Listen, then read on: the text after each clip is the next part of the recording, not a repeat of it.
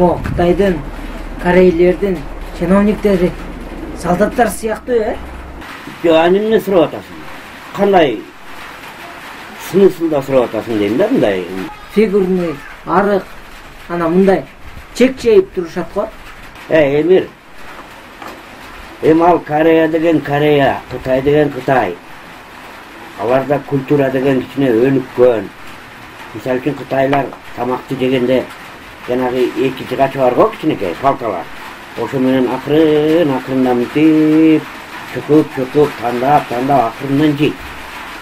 Корейлер болсо вилка, кашык, бычак деген бар, ошо менен мындай культурно жешет. Анан алар стройный арып болот да отыр. А биздикилерчи? Биздикилерби? Биздикилер деген биздикилер андай жебейт да, андай чубук менен мынтип акырындан культурно жебейт. Биздики сразу эле 5 колду салат. Анан жегенде дагы чыкканга чейин малы үйү ачпайбы? Анан семиз болот деп атам. Биздикилер жаман катуу жейт биздикилер.